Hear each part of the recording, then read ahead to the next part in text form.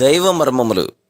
సహోదరుడు భక్తి సింగ్ గారి అనుభవములో దేవుడు ఆయనకు బయలుపరిచిన దైవ మర్మములు. జనవరి 2. మీ పేరులు పరలోకమందు రాయబడి ఉన్నవని సంతోషించుడి. లూకా సువార్త 10:17-20. ప్రభువు మన పేర్లు పరలోకమందు రాసి ఉన్నాడు అన్నది నిజమైన ఆనందమునకు ఆధారమని మన ప్రభు చెప్తున్నాడు. నిజమైన పరసంబంధమైన ఆనందమునకు ఆధారం ఇదియే.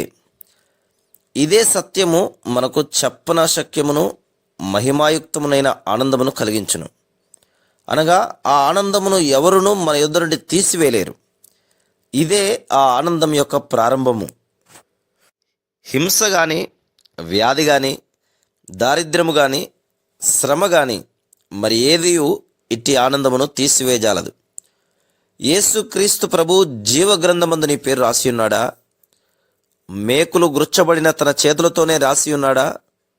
లేని ఎడల నీ పాపముల విషయమై పశ్చాత్తాపపడము. ఆయన రక్తములో కడగబడుము. ఆయన నీతి వస్త్రములు ధరించుకొనుము. అటు పిమ్మటనే నీ పేరు అక్కడ రాయబడును. దయచేసి ఆలస్యం చేయకుండా మీ పేర్లు జీవగ్రంథమందు రాయబడినట్లు నిశ్చయపరచుకునుడి.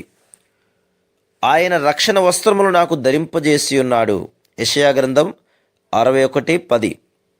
ఈ వస్త్రములు ధరించినప్పుడే మనకు పరిపూర్ణ ఆనందము లభించును. ఎక్కడున్నను సజీవుడైన దేవునికి మొరపెట్టుకొనుటకు ధైర్యము, స్వాతంత్రతను కలిగించును. అది మన ప్రభు యొక్క నీతి జీవమై ఉన్నది. మన ప్రభు అయిన యేసుక్రీస్తు యొక్క జీవమే మన ఆత్మ ధరించు వస్త్రములు. మనం ఆయనను స్వంత రక్షకునిగా అంగీకరించినప్పుడే మనం వాటిని ధరించగలుగుదుము. మనము బహుగా ఆనందించినది దీని యందే. Praise the lord.